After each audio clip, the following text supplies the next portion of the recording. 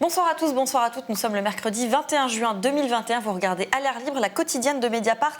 Bienvenue au sommaire de cette émission. Cyberharcèlement, lesbophobie et lien entre les deux. Tout ça est dans À l'air libre ce soir et en ce mois des fiertés sur notre plateau. 3 militantes féministes et engagées. 3 regards sur comment notre société évolue ou pas sur ces sujets. Alice Coffin, Mathilde Viau et Koumba Samake sont dans À l'air libre. C'est parti.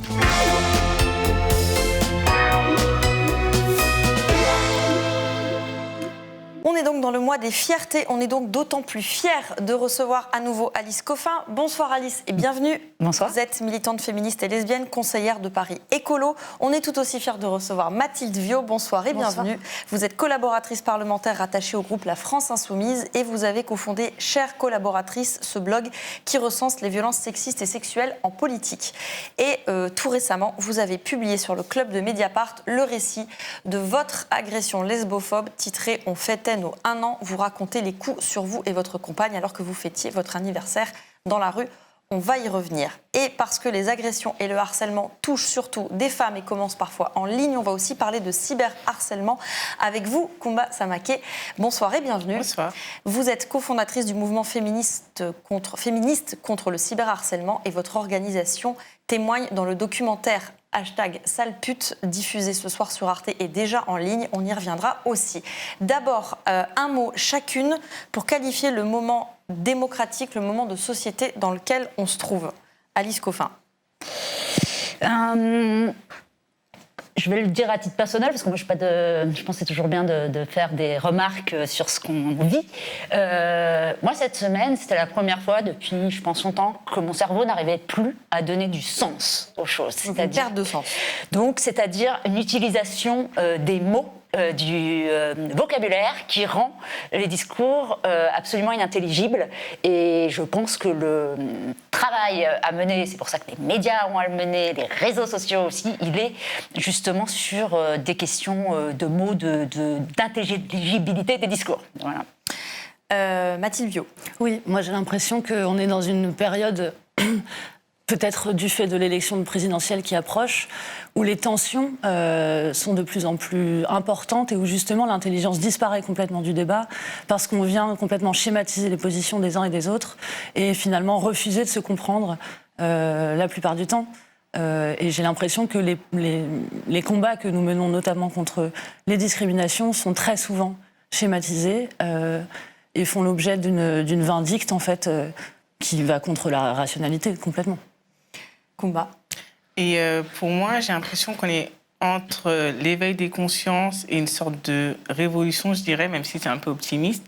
Mais les gens sont de plus en plus conscients et ils veulent des solutions qui sont de plus en plus politiques, même si ils sont aussi capables de créer leur parti et de créer leur propre politique, parce que celles qui sont en place ne sont pas... efficace, exactement. Ou en tout cas dans lesquels ils ne se reconnaissent pas. Donc une capacité quand même voilà. à se lever. Exactement. Donc on finit sur une touche d'optimisme. C'est le mois des fiertés, c'est aussi l'occasion de rappeler que les agressions homophobes, lesbophobes et transphobes augmentent depuis 2016. En 2019, selon le ministère de l'Intérieur, plus 36%. En 2020, il y a eu une baisse de 15%, un effet pandémie et confinement, puisqu'il y a eu aussi moins de plaintes déposées. Récemment, sur Mediapart, Rosane Le Carboulec a publié une enquête qui montre que les femmes lesbiennes et bisexuelles sont davantage victimes de violences sexuelles au sein du foyer, des violences en majorité commises par des hommes. Alice, Mathilde, c'est donc toujours dangereux d'être gay, lesbienne ou trans dans l'espace public ? Oui, complètement. Dans le sens où... Pour revenir sur la tribune, peut-être, qu'on a écrite avec ma compagne, où on fait le récit en fait, de notre fête de 1 an, où on se promenait dans la rue et où on a été interpellé par un homme qui passait devant nous, auquel on a adressé un regard lassé, et qui est revenu vers nous de façon extrêmement brutale, qui nous a forcé à nous lever de par sa proximité, qui nous a tout de suite interpellés avec des propos homophobes en nous disant « Vous n'êtes pas des femmes, vous êtes des bonhommes, barrez-vous d'ici, vous n'avez rien à faire ici ». Et qui ensuite, parce qu'on lui a répondu et qu'on a osé lui répondre, a trouvé comme unique solution le fait de nous porter des coups en fait, physiques. Moi, j'ai vu ma compagne tomber sur le trottoir, sa tête heurter le sol. Enfin, bon, bref, c'était extrêmement violent. Pour plusieurs raisons, en fait. C'est-à-dire que la première raison, c'est que de toute façon, qu'on soit lesbienne ou pas, être une femme représente un danger. De toute façon, en fait. Notre présence dans l'espace public un soir, où on était les seules femmes dans la rue d'ailleurs, il était 22h, traduit déjà pour lui une anormalité. C'est-à-dire que c'est pas normal qu'on soit dans cet espace public. Donc déjà, ça l'agace, en fait. Le fait que, quand il attire notre attention, on refuse qu'il nous interrompe, en fait. Parce que, tout simplement, enfin, moi, ça ne me viendrait pas à l'esprit d'interrompre quelqu'un dans la rue que je ne connais pas pour ne rien lui dire. Parce qu'il a repris une phrase que ma compagne était en train de me dire, pour ne rien lui dire, et au final, pour pouvoir avoir un prétexte, en fait, pour s'énerver contre nous. Donc, quand on lui refuse cette attention-là, tout de suite, il devient encore plus énervé, et il veut rentrer dans notre relation, il comprend qu'on est ensemble, et ça l'insupporte, en fait, de voir qu'on ne va pas porter un regard hétérosexuel sur lui. Et donc, par conséquent, la seule solution qu'il lui reste pour finir d'occuper l'espace qu'il a voulu occuper de façon totale, c'est de nous marquer, en fait. Et de nous dresser, c'est-à-dire d'essayer de faire en sorte que on re-rentre dans notre position de femme, assignée, c'est-à-dire qu'on disparaisse de l'espace public, qu'on ne lui réponde pas quand il nous parle, que quand il s'approche de nous et qu'il est en position de surplomb, on ne se lève pas. Et donc, il y a toute cette violence-là qui est accumulée du fait d'être une femme, bien sûr, et du fait d'être lesbienne aussi. Vous écrivez dans ce texte « Blessure légère, mais grand retentissement dans notre vie ». Bah oui, ça a des conséquences. Qu'est-ce que ça a comme conséquences ? Énormes. Moi, c'était une rue dans mon quartier. Donc, c'est une rue dans laquelle je ne peux plus passer, en fait, parce que je ne sais pas quelles vont être les conséquences. Donc, ça bouleverse, en fait, mon trajet quotidien. J'ai un fils, le lendemain matin, il a fallu faire comme si tout allait bien, essayer de ne pas l'inquiéter, en fait. Donc ça a des conséquences de charge mentale, ça a des conséquences de temps, c'est-à-dire qu'on a déposé plainte, ça prend du temps. On a été à l'unité médico-judiciaire, ça prend du temps. On voit des avocats, ça prend du temps et ça coûte de l'argent, tout ça. Pas qu'à nous, à la société, en fait. Notre plainte, l'unité médico-judiciaire, ça coûte de l'argent à tout le monde, en fait. Donc ça a des conséquences pour nous, pour la société, de façon générale. Ça a des conséquences sur comment on va... comment dire ? La semaine juste après cet événement, un homme nous fixe dans la rue. On était en train de se promener avec un vélo, on se tenait la main. Et en fait, on a eu peur. Il est revenu vers nous en courant. Et donc là, on a commencé à se dire, est-ce qu'on part ? Est-ce que... Finalement, c'était pour nous dire, je voulais pas vous inquiéter, je voulais pas avoir l'air d'un pervers, je trouvais que votre vélo était beau. D'ordinaire, on n'aurait pas nécessairement eu peur, en fait. Ça altère la façon avec laquelle on peut maintenant se sentir dans la rue. Avant, on savait que ça pouvait représenter un danger, on s'en doutait. Maintenant, on le sait vraiment, qu'on est en danger dans l'espace public. Et c'est des conséquences qui sont importantes, vraiment. Alice Coffin, vous ressentez ça ? Oui, évidemment, pour reprendre la question, on est à un moment, effectivement, il y en a eu d'autres avant, mais là où, parce qu'il y avait plus de visibilité, je pense, parce que vous parliez de l'article qui a été publié, un excellent article d'ailleurs sur Mediapart sur la question justement de la lesbophobie. Il y a des papiers, c'est visible. Moi, j'ai été élue explicitement en tant que lesbienne, et ça provoque évidemment en retour le corollaire, des phénomènes très forts pour nous empêcher d'accentuer. Ça a été la même chose. Moi, je l'ai vécu comme ça aussi en 2012-2013, les discussions sur le mariage pour tous. Tout d'un coup, on dit, on ne pensait pas que la société était encore aussi homophobe, comme si tout d'un coup il y avait un effet révélateur, parce que c'est dans l'actualité, parce que c'est là on se rend compte de tout ce qui est caché d'habitude, mais qui existe, qui est évidemment là. Ça ressort en trombe de déclarations publiques, homophobes, lesbophobes, transphobes. C'est là, c'est dans les médias, c'est dans les rues. Là, moi je trouve que depuis, si on parle de la lesbophobie, depuis 1 an, 2 ans, il y a des moments lesbiens avec, c'est-à-dire de fortes prises de parole de personnalités lesbiennes ouvertement assumées. Et évidemment, en retour, on observe, ça rend visible, et c'est les mêmes mécaniques en fait que sur le cyberharcèlement, c'est-à-dire que le cyberharcèlement, finalement, qu'est-ce que ça nous permet de faire ? Ça nous permet de voir, moi je le prends pas comme une chance, vu comment c'est horrible, mais d'un point de vue politique comme une chance, de dire, mais vous voyez, Vous voyez ce qui se passe? Vous voyez comme c'est ce qui est très bien décrit dans le documentaire Salpute, #Salpute sur Arte, c'est que c'est pas du tout parce qu'on est derrière un écran qu'on se permet tout un coup ce qu'on permettrait pas ailleurs. Non, ce que nous permet Internet, c'est de rendre visible tout ça. Mais parce que là, c'est là absolument au quotidien. Et donc, ce qui est intéressant, en tout cas, moi, je trouve, c'est ça nous pose la question, parce que vous me demandez, moi, qu'est-ce que ça me fait? Mais bien sûr que ça met mon corps en charpie. Bien sûr que je faisais un communiqué, j'ai eu du mal à le dire. Je me suis dit, est-ce que je dis je suis médicamentée? Ouais, j'allais vous le dire. Je me suis dit, mais vous dites que votre corps a été atteint de multiples. Mais bien sûr. Moi, j'ai des patients, j'ai plus de mâchoire, j'ai plus de genoux. C'est très très compliqué. Et ça, c'est ça la question, c'est-à-dire que cette démocratie-là, pour que nous on soit là, en se prenant toutes ces attaques-là, ça veut dire quoi? Ça veut dire que pour pouvoir faire notre exercice démocratique, on doit avoir notre corps en charpie. C'est ça le coût. Mais moi, c'est ça que je me dis depuis un an. Mais bien sûr que oui, c'est ça que je me dis, c'est-à-dire, c'est le coût à payer en fait. Mais c'est important qu'on soit là. Mais il n'y a pas moyen de faire autrement. C'est-à-dire, autant il y a moyen de faire autrement. Mais là, en ce moment, vu comment ça se passe, vu les moyens de lutte, de soutien, vu l'état d'apport des imaginaires, des mentalités, eh ben, c'est le prix à payer. Mais je le sais, c'est le prix à payer pour faire cet exercice démocratique-là, pour pouvoir parler, m'exprimer. Ça a ça comme conséquence. Donc, c'est pour ça que je trouve que c'est évidemment une question éminemment démocratique. Et le fait de dire je suis médicamentée, c'est parce qu'en même temps, ils ne le disent pas. Moi, je ne sais pas comment on fait de manière générale l'exercice politique dans ce pays en découvrant ça, si ce n'est en ruinant des êtres humains. Je me souvenais, c'est autre chose, mais je me souviens que quand il y avait François Fillon était Premier ministre de Nicolas Sarkozy, on disait il est bloqué du dos, il s'est broyé le dos et tout ça. Et pourquoi? Comment? Alors évidemment, rien à voir avec des problèmes différents, mais je demande comment on exerce ce métier d'élu, de politique, dans ce pays-là, dans ces circonstances, sans réduire les corps à néant, quoi. Et c'est vraiment ça que ça demande comme exercice. Et c'est vraiment ça sur lequel je pense qu'il faudrait réfléchir. Parce que sinon, qui peut continuer à le faire? Qui peut continuer à s'en sortir? Et comment on ose aussi l'exprimer? Donc moi, j'ose le dire. Et je prends l'exemple de Fillon parce que lui, il n'a pas dit. Et moi, je pense qu'il n'y a pas... Les mecs, ils ne le disent pas tellement, ça. Ils le disent pas. Mais ils peuvent aussi l'être. Donc ouais, bien sûr, c'est ça. Ouais, c'est de la fragilisation. D'ailleurs, là, on parle de cyberharcèlement et d'agression dans la vraie vie. Et en fait, peut-être, Pumba Samaki, vous pouvez nous dire que finalement, l'un et l'autre peuvent être liés.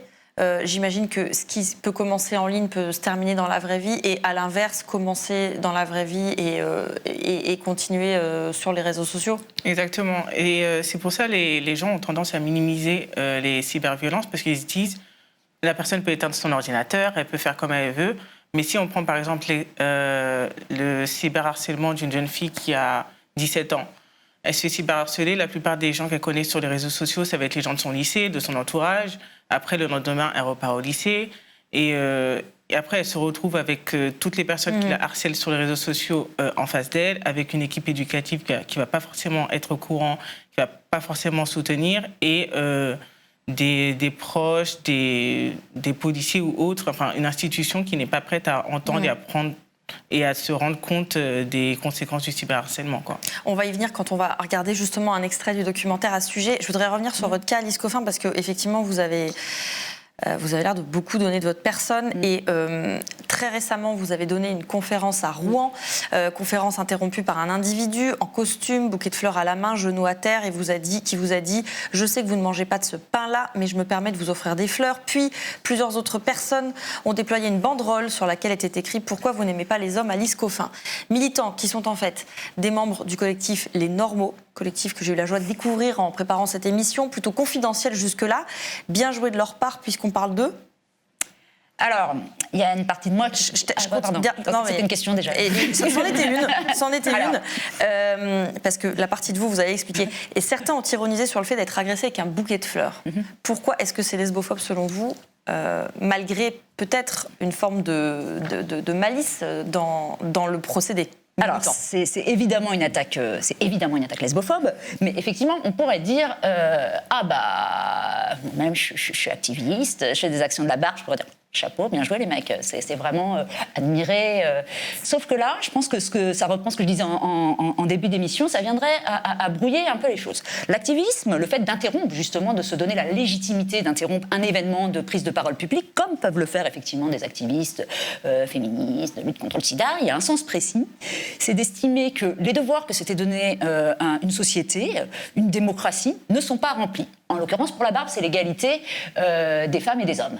Ça n'est pas effectif, c'est absolument n'importe quoi. On peut considérer que c'est d'intérêt général. C'est d'intérêt général. On ne trouve aucun moyen. On n'a pas réussi à l'exprimer parce qu'on n'accède pas aux sphères de pouvoir, on n'accède pas ailleurs. Donc le moyen, la légitimité de l'activisme, elle se trouve là. C'est-à-dire qu'on nous laisse cette possibilité-là pour mener ce combat qu'on n'a pas l'occasion de défendre dans les médias, qu'on n'a pas parce qu'on n'y est pas invité, etc. Alors, sauf à dire que la lesbophobie, justement, le fait de rappeler, parce que c'est ce qui s'est passé pendant cette attaque-là, c'est le fait de me rappeler que l'hétérosexualité, qu'un homme puisse offrir par galanterie des fleurs, et que le fait, comme le disait la banderole, de ne pas aimer les hommes, serait un problème, serait une différence. Donc, si c'est ça, de dire... Il n'y a pas assez de lesbophobie dans l'État, on ne rappelle pas assez les lesbiennes à l'ordre, alors là, je veux bien que c'est dire de l'activisme. Je pense que ça n'est pas le cas. Donc là, il s'agit évidemment d'une injonction d'un énorme coup de pression et d'une attaque évidemment lesbophobe. Et je suis surprise parce que j'ai vu le cyberharcèlement que ça a aussi occasionné sur l'histoire du bouquet de fleurs, parce que ça veut dire que les choses ne sont pas bien intégrées. Apparemment, ça n'est toujours pas intégré, alors qu'on discute et qu'on met sur la place publique depuis longtemps les questions de harcèlement de rue ou autre, ou professionnel ou autre, que quand une femme n'a pas sollicité un compliment, un cadeau, une faveur, ça n'est pas lui en faire un que de surgir dans un espace et que de l'obliger à entendre vous êtes jolie, voici des fleurs. Non, c'est du domaine effectivement de l'envahissement de l'espace, du côté agressif. Bien sûr que c'est ce domaine-là. Lesbienne ou pas. Ah oui, voilà, exactement. Mais le vous n'est pas, le vous n'aimez pas les hommes, Madame Coffin, est évidemment extrêmement agressif. Mais j'ai récupéré la banderole. Elle est chez moi. Et par ailleurs, ces gens ont beaucoup de moyens, parce que je peux vous dire que c'est pas nos petites banderoles avec des draps, c'est des trucs. Il y a de l'argent derrière, ce qui est également préoccupant. La lesbophobie, c'est compliqué à reconnaître. Je vous pose la question parce que pour la première fois, le 28 mai, un tribunal, en l'occurrence la Cour d'assises de Paris, en appel, a reconnu un viol comme lesbophobe. C'est une première qui vous paraît être une bonne nouvelle, j'imagine, enfin, outre le fait qu'on juge un viol. Ça permet en fait de démontrer que la lesbophobie n'a pas les mêmes... répond à une logique qui est vraiment précise, en fait, et qui n'est pas la même que l'homophobie de façon générale, etc. L'objectif de la lesbophobie, c'est de faire rentrer les femmes dans leur position qu'on souhaite qu'elles prennent enfin, c'est-à-dire devenir des femmes hétérosexuelles, avec tout ce que ça a derrière, c'est-à-dire accepter des fleurs, donc accepter des cadeaux non sollicités. Accepter les règles du patriarcat. Être disponible, en fait. Être disponible pour recevoir, pour donner, voilà, etc. L'homophobie à destination des hommes ne se manifeste pas exactement de cette façon-là. Et donc c'est hyper important, en fait, pour pouvoir traiter ce phénomène intelligemment, de voir exactement quels sont les critères et le système, en fait, qui est autour de ça. Donc oui, c'est une bonne nouvelle dans le sens où ça permet enfin de pouvoir réfléchir en droit à ce qu'est la lesbophobie comme phénomène social. À l'échelle européenne, la lesbophobie, elle peut peut-être être reconnue, où il y a des mouvements, il y a des travaux, notamment un travail de lobbying de la conférence européenne lesbienne, dont vous faites partie, pour ça.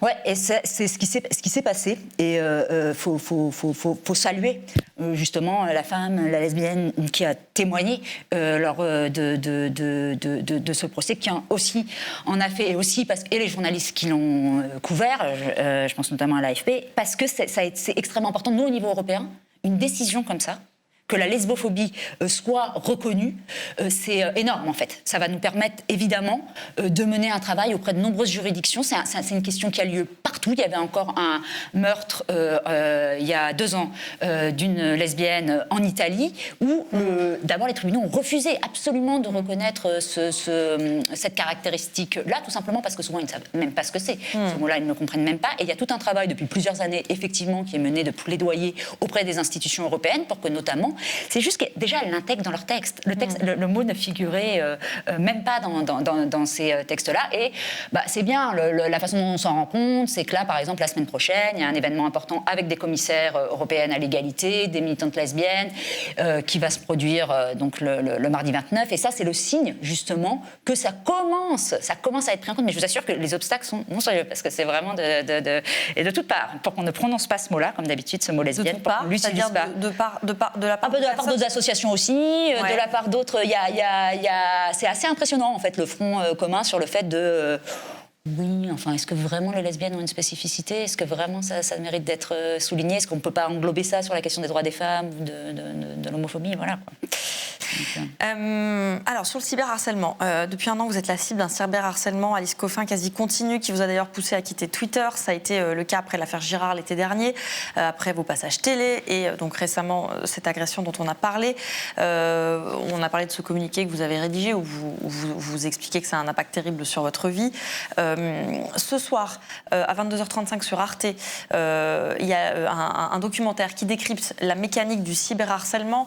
Le titre de ce documentaire, #salpute de Florence Hénault et Myriam Leroy, est un film où des femmes, journalistes, personnalités publiques, essayistes, françaises, belges, allemandes, indiennes, parlent du cyberharcèlement qu'elles ont vécu. Koumba Samaké, une des membres de votre collectif féministe contre le cyberharcèlement, témoigne dans ce documentaire.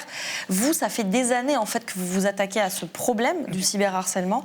On commence à en parler un peu beaucoup, un peu plus, mais ça fait des années que c'est complètement ignoré en fait. Oui, exactement. Vous étiez un peu seul dans le désert, si je puis dire. Oui, et c'est pour ça en fait, qu'on a créé le collectif, parce qu'à la base, c'était juste un hashtag pour dénoncer l'inaction des réseaux sociaux face au cyberharcèlement des femmes et des minorités. Et on a eu tellement de demandes après cette journée et ce hashtag qu'on a décidé de créer un collectif. Donc déjà, la création de ce collectif, c'était pour répondre à ce manque d'aide et ce manque de connaissances face au cyberharcèlement. Et maintenant, comme le communiqué, on était vite submergés, on était vite en burn-out parce qu'il y a beaucoup de cas, pas beaucoup d'aide, beaucoup de personnes qui ne veulent pas se rendre compte des dégâts, Enfin, c'est beaucoup, quoi, c'est compliqué. Les pouvoirs publics, ils prennent le phénomène à la bonne mesure. Vous avez l'impression qu'ils ont compris ce qui se passait, qu'ils ont la bonne réponse?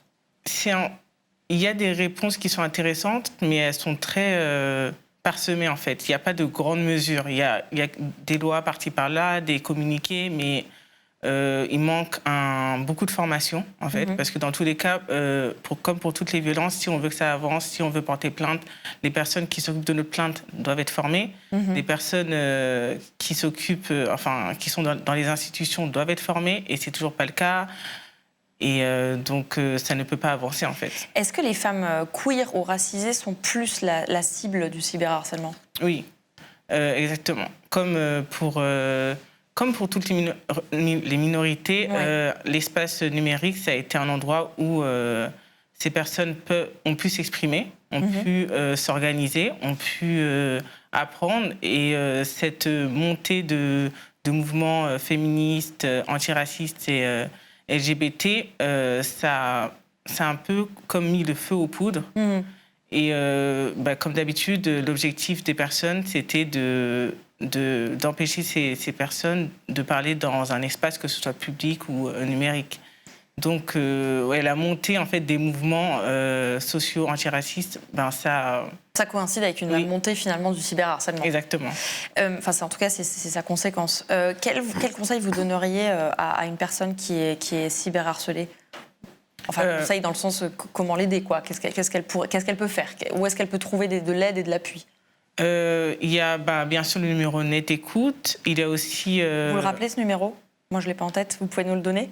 Je l'ai pas en tête. Vous l'avez pas en tête. On essaiera de le mettre sur le papier qui renvoie à l'émission, parce que du coup, c'est important s'il y a un numéro d'écoute. Et c'est un numéro vert, il est gratuit, donc c'est super. Et il y a aussi le chat de l'association En Avant Toutes, qui s'occupe des violences, dont les cyberviolences, où une répondante peut aider la chatteuse dans ses démarches. Et qu'est-ce qui est important, en fait, c'est de réunir les preuves. Il y a plusieurs moyens. Déjà, il y a les captures d'écran, mais elles ne sont pas tout le temps recevables. Il y a, quand c'est sur Twitter, il y a un site qui s'appelle TweetSave, qui permet de sauvegarder un tweet. Donc, même si le tweet a été supprimé, on peut le retrouver avec l'auteur. Donc, c'est très important. Et normalement, les autorités peuvent retrouver l'adresse IP des agresseurs, mais c'est pas toujours le Alors cas. ça, c'est dans un monde idéal. Le numéro, Oui, on me l'a exactement. soufflé dans l'oreillette, le numéro d'écoute, c'est le 3018. Je répète, le 3018. Donc voilà, si vous nous écoutez, que vous nous regardez, que vous êtes victime de cyberharcèlement, composez ce numéro, c'est un premier pas pour être aidé, peut-être. Justement, on va y venir au rôle de la police et de la justice. Dans ce documentaire, les femmes racontent comment ce qu'elles vivent a été compris ou pas, comment elles sont soutenues ou pas, comment la police a compris ou pas de quoi elle parlait et comment la justice a sanctionné ou pas. Et il y a beaucoup de ou pas en fait. Un extrait, celui où Alice Barbe, directrice d'une association d'aide aux migrants, raconte son procès. À l'époque, il n'y a pas de jurisprudence pour cyberharcèlement sexiste ou raciste. Il y a des jurisprudences sur les injures, il y a des jurisprudences sur les menaces, mais sur les menaces en ligne, à caractère sexiste et raciste, il n'y a pas. Et le fait que je gagne ce procès a été la première fois en France que des personnes ont été condamnées pour cyberharcèlement avec injure à raison du sexe. Mais ce que je voudrais comprendre, c'est comment ça se fait que tu as déposé plainte pour 360 messages et qu'au final, il n'y avait que 7 personnes au tribunal? Ouais, j'aimerais bien le savoir aussi. J'aimerais bien savoir comment de 360 personnes on passe à 7. 7 qui ont écrit des insultes. Ceux qui ont écrit des menaces n'étaient pas là. Donc 7 personnes sur 360 uniquement pour des insultes et pas des menaces, qui peut paraître, sembler pire quand même. Est-ce que ça vous étonne d'entendre ça? Non, pas du tout. Parce que on a accompagné beaucoup de personnes qui voulaient aller porter plainte pour cyberharcèlement, que ce soit des cyberviolences dans le couple, des cyberviolences scolaires, des cyberviolences même intrafamiliales. Et on a toujours une réaction qui revient le plus, c'est que déjà, elles ne peuvent pas porter plainte, les victimes ne peuvent pas porter plainte, on n'accepte pas leur plainte, donc déjà c'est le premier obstacle. Et après, quand la plainte est prise, il y a le problème des preuves, il y a le problème de retrouver qui est vraiment derrière ce compte, parce que même quand ce sont des SMS, il y a toujours un doute sur l'auteur, quoi. Et en fait, la victime doit toujours prouver, et pour légitimer et pour faire en sorte qu'on n'invalide pas en fait tout ce qu'elle a vécu et les conséquences. Et alors même quand elle prouve, même quand on récolte les preuves, ce que vous avez fait Alice Coffin, vous avez récolté les preuves. Après l'affaire Girard, vous avez déposé plainte contre X pour injure à raison du sexe et de l'orientation sexuelle auprès du procureur de la République de Paris. Dans cette plainte, vous aviez recensé 30 messages particulièrement violents sur plusieurs milliers, rédigés par une vingtaine d'auteurs. Et qu'est-ce que vous avez appris ces derniers jours? Mais c'est ça, que tout assermenté par huissier, ils sont là. Et là, on a découvert, enfin mon avocate a découvert qu'apparemment, en fait, il y avait un seul sur tous ces messages qui avait été retenu. En tout cas, des nouvelles qu'on a, l'enquête, en tout cas, c'en est là. Et puis, pas plus de ce qu'on en sait. Donc, c'est particulièrement problématique parce que moi, j'avais fait le choix, c'est un travail immense, c'est un travail douloureux, d'aller revoir aussi ces messages-là, tout ça. Moi, j'ai passé, je passe pas mal de mon temps au commissariat, en fait, parce que j'avais déjà déposé d'autres plaintes. C'est sans arrêt, je veux dire, les attaques de groupes divers, de raids, Et ce boulot-là, moi, je trouve que c'était, en tant qu'élu, j'ai ce qui s'appelle la protection fonctionnelle, donc mes frais d'avocate, elles sont couverts en plus. Donc je me dis, c'est évidemment de ma responsabilité et de mon devoir de faire ça pour toutes celles qui ne peuvent pas peut-être le faire, qui ne sont pas dans une situation. Et je pense que qu'est-ce que ça révèle? J'allais dire même pour une élue, parce qu'on pourrait aussi s'attendre, vous voyez, à ce que ça, qui avait été médiatisé, mon cas il avait été médiatisé. Que vous ayez une sorte de traitement de faveur. Voilà, en tout cas, qu'il fasse attention, un traitement avec plus d'attention. En tout cas, ça montre bien qu'apparemment, il n'y a rien de... Je veux dire on en est là, quoi. C'est à ce point-là. Alors, les responsabilités, parce que pour moi, dans les histoires de cyberharcèlement, les responsabilités, il y a déjà... Enfin, ce qui est à mettre en cause, c'est un peu terrible, mais c'est l'humanité, j'allais dire. Parce que quand vous voyez la cruauté, moi, ça me rappelle vraiment des trucs de cours de récréation, là, se dire, mais... En fait, c'est ça l'être humain, quoi. C'est ça, en fait. C'est d'être aussi ignoble avec quelqu'un. Donc, il y a un problème d'humanité. C'est pour ça, avant de mettre en cause la police de justice, il y a un problème de masculinité, très clairement, sur les personnes qui envoient ces messages-là et la teneur de ces messages-là qui sont clairement, et ça, le documentaire me le raconte vraiment, bravo aux réalisatrices, bravo aux participantes, parce que le raconte de manière magistrale. Et après, effectivement... il y a un problème de mise en cause des autorités censées s'occuper de ça, mais c'est un continuum, c'est-à-dire que moi je trouve que le cyberharcèlement il n'arrive pas comme ça, il y a aussi de la responsabilité de politiques, de journalistes qui ont raconté absolument par exemple n'importe quoi, ce qui a occasionné beaucoup de cyberharcèlement sur ce qui figurait dans mon livre Le génie lesbien, qui ont déformé, mais je parle de journaux comme Paris Match, de Radio Classique, de plein, je ne vais pas tout citer tout le monde, et de politiques tout à fait établies. Ils participent à ça, c'est pour ça que je reviens avec cette histoire de mots et de sens. Si vous commencez à faire raconter absolument n'importe quoi dans l'espace public, d'inventer des choses, du coup ça n'a plus aucun sens et ça favorise entièrement ces histoires de cyberharcèlement. Donc je veux dire, les causes elles sont multiples et vraiment merci pour tout ce que font les féministes contre le cyberharcèlement depuis des années, effectivement, des années. Les militantes le font sans moyens, seules, donc il est vraiment temps qu'on soit épaulés. Avec des cas qui trouvent peu d'écho médiatique, hélas, et qui devraient en avoir besoin, et des cas qui en trouvent beaucoup. Il y en a un qui est dans l'actualité et qui est une affaire majeure de cyberharcèlement, c'est l'affaire Mila, du nom de cette jeune femme harcelée sur les réseaux sociaux, des dizaines de milliers de menaces de viol et de propos lesbophobes reçus sur les réseaux sociaux après des tweets très violents contre l'islam, eux-mêmes prononcés par Mila après des insultes lesbophobes contre elle. Le procès se tient en ce moment et comme le raconte sur Mediapart Camille Polony, le parquet a requis hier des peines de 3 à 6 mois de prison avec sursis contre 12 prévenus. Mila vit sous protection policière, elle a toujours des propos très durs sur l'islam. Aujourd'hui, Mila est très défendue par les conservateurs, un peu moins par les progressistes. Pourquoi ? Quelqu'un veut... Moi, je peux répondre, mais d'abord, je pense que c'est pas vrai. Enfin, et ça, enfin, moi, ce qui se passe autour de Mila, je trouve ça fou, c'est encore une fois comment on considère les femmes là-dedans. C'est-à-dire que moi et beaucoup d'autres, on se retrouve à un cyberharcèlement accru qui nous pose une question. Pourquoi vous ne défendez pas Mila ? Donc, c'est-à-dire qu'on utilise un cas absolument traumatisant et effrayant de cyberharcèlement contre Mila pour en rajouter aussi contre d'autres féministes et contre militantes et contre celles depuis des années. Moi, mon quotidien, mais comme celui des féministes contre le cyberharcèlement, depuis des années, c'est de mettre en place des choses pour que les femmes, pour que les lesbiennes, pour que les personnes racisées soient protégées sur les réseaux sociaux. Ils sont où toutes ces personnes-là qui viennent nous faire ça et qui viennent en rajouter dans la campagne ? Donc, sur le sujet, moi, cette question-là, j'ai depuis cet été et je peux y répondre aussi clairement que je voudrais que c'est de ma vie que j'engage de ça, de ce qui se passe, de lutter contre ces menaces de mort et d'en être extrêmement effrayée. Et d'ailleurs, je trouve que sur Mila, les médias devraient prendre un peu plus de responsabilité dans la façon dont ils exposent aussi et dans la façon dont ils devraient vraiment... Ils exposent cette jeune femme. Ouais, mais oui, parce qu'ils devraient faire... Enfin bon, et c'est des cas comme ça, ce qui est vraiment terrible, c'est que moi, je le vois avec la conférence européenne lesbienne. On en a sans arrêt dans les pays européens. D'attaques encore, là, récemment, c'était... Et justement, moi, je ne vais pas citer son nom parce que je voudrais faire attention que ça ne se retransforme pas, mais une militante en Albanie, cas horrible aussi, pareil, cyberharcèlement en Ukraine, on a eu la même chose, pareil, alliance avec, entre religieux, extrême orthodoxe et extrême droite. Enfin, toutes les configurations possibles. En tout cas, le résultat est que celui de terrifier et de faire peur et de venir, alors utiliser ça pour venir faire des reproches aux féministes, aux militantes, aux lesbiennes, mais que ces gens se posent un tout petit peu des questions et considèrent ce qu'ils font, quoi. Le sens de ma question n'était pas de vous faire des reproches, en tout cas. Non, j'en profite. Mais de comprendre, c'est un petit message dans l'affaire Mila, on est Koumba Samake, sur les mêmes mécaniques qui sont à l'œuvre que dans tout cas de cyberharcèlement. Exactement.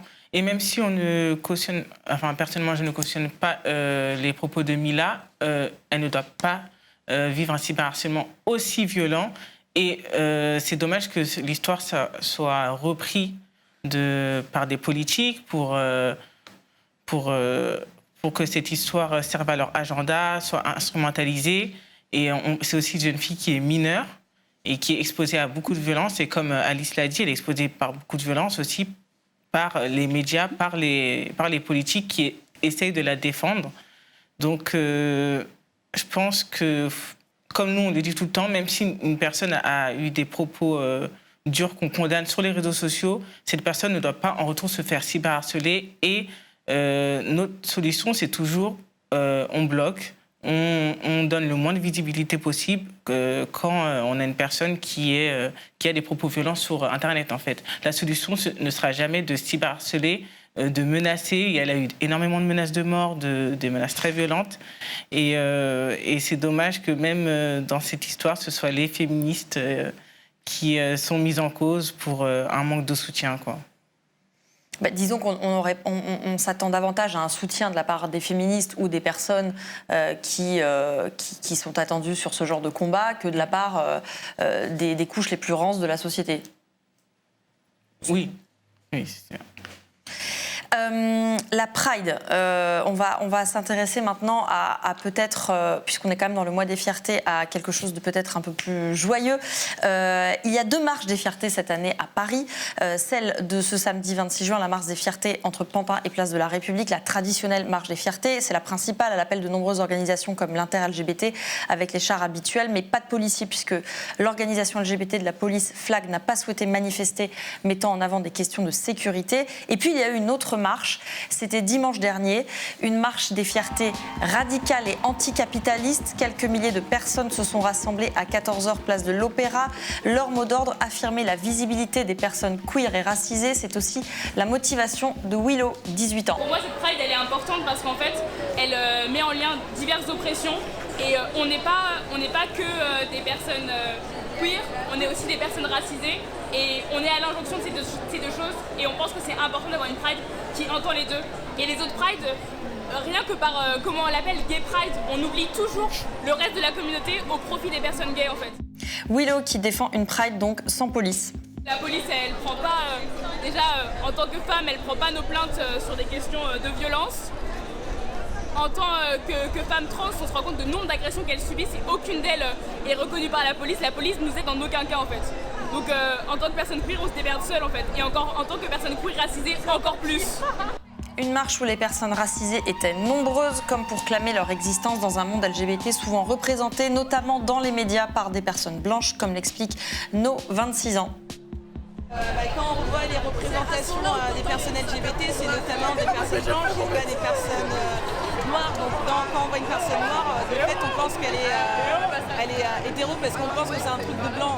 Les personnes noires ne sont pas visibilisées dans la société de base. Alors quand on va vers les minorités LGBT, là on est encore moins visibilisé et encore plus dans notre propre milieu. Donc oui, il y a beaucoup à faire sur ça. Sur les marches de l'Opéra, on a croisé 12 Dibondo, une journaliste de 27 ans, venue pour pointer un sujet précis, les manques de la loi sur la PMA, qui devrait être votée ce mardi 29 juin, une loi avec des angles morts pour les personnes racisées. La biomédecine se réserve le droit de donner des embryons noirs à des familles noires, des embryons des ovocytes blancs à des familles blanches.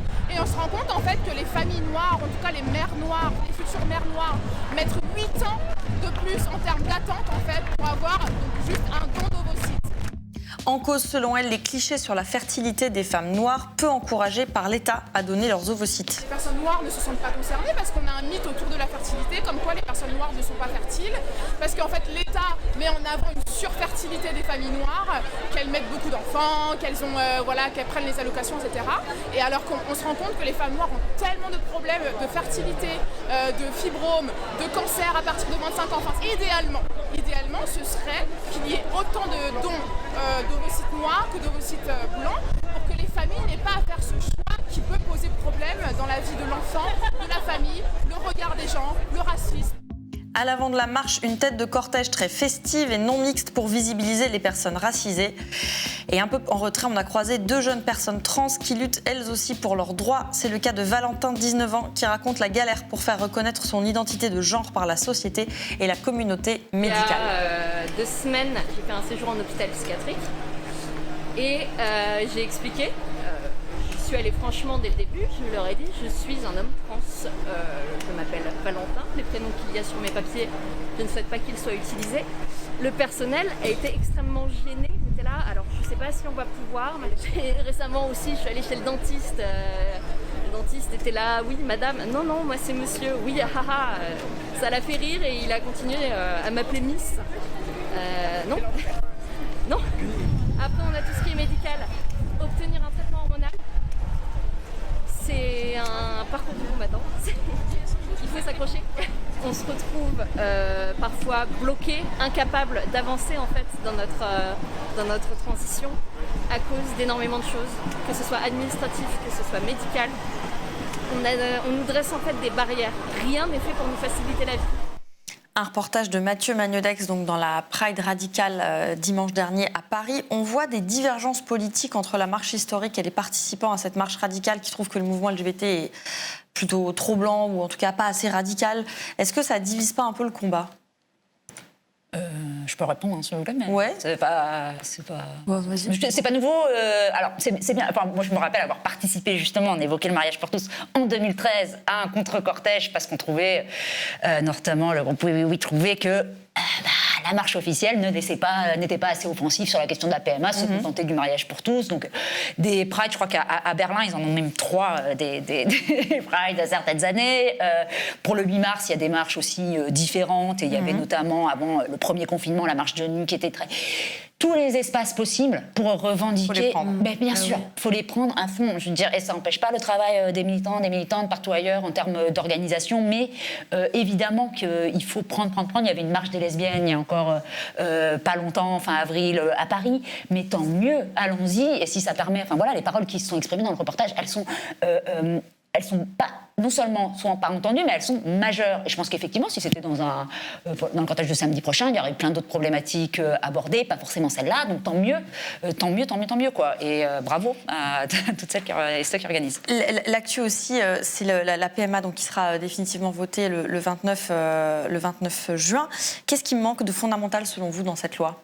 Voilà, essentiellement, je pense, effectivement, l'appariement des gamètes, c'est un vrai sujet pour les femmes noires qui ont des délais d'attente qui sont beaucoup trop longs, ça a été dit dans le documentaire, mais il y a aussi la possibilité pour les personnes trans de réutiliser leurs gamètes, qui est un non-sens absolu, c'est-à-dire que les personnes trans, au moment de leur transition, peuvent avoir le choix de faire conserver leurs gamètes.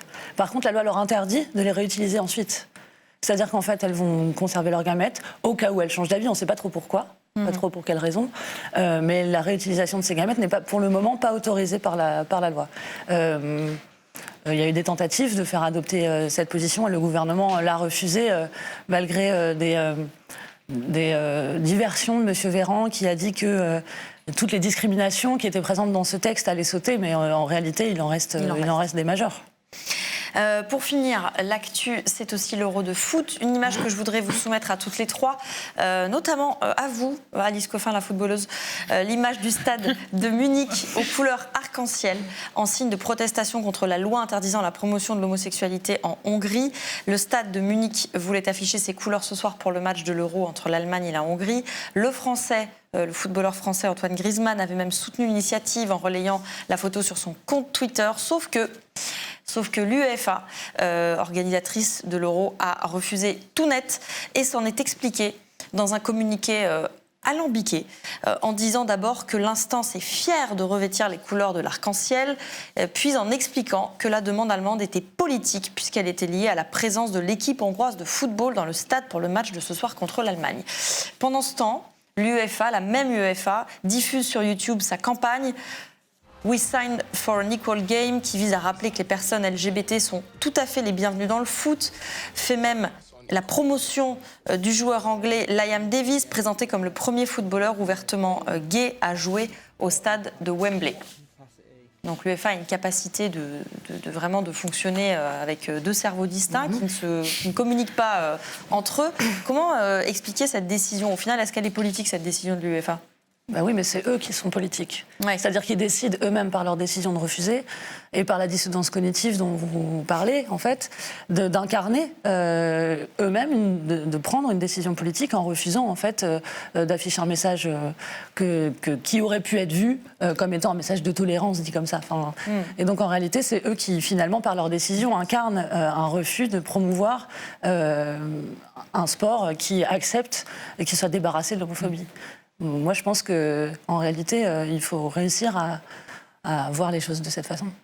Ouais. Et c'est aussi très performatif. Donc, ils ont fait leur spot sur le côté. C'est un peu diffusé sur les réseaux, mais après, où les supporters peuvent voir vraiment face à face avec le stade, là, c'est un peu trop fort. Donc, c'est toujours... on veut être inclusif, mais pas trop. Il y a toujours une limite, donc... Non, absolument. Et les instances, la Fédération française de football n'est pas beaucoup plus courageuse. Hein. De toute façon, c'est vraiment aussi des lâches là-dessus. Et en revanche, je pense qu'il faut saluer politiquement les actions des mairies de Munich qui ont décidé, ah ok, pas le stade, mais alors on va entourer tous les bâtiments, de drapeaux et on réfléchit, nous, justement, pour le Conseil de Paris aussi, sur comment se joindre à ça, évidemment. Parce que ça, en revanche, c'était une bonne nouvelle, qu'il y ait une résistance politique directe à l'UEFA en Allemagne. On va voir ça suit en France. Finissons sur cette note positive pour ne pas totalement perdre espoir et continuer à œuvrer pour un monde plus inclusif. Merci à toutes les trois, Koumba Samaké, Mathilde Viau et Alice Coffin, d'être passées sur le plateau d'À l'air libre. C'est fini pour ce soir, on se retrouve demain, même heure, même endroit. Bonne soirée, salut.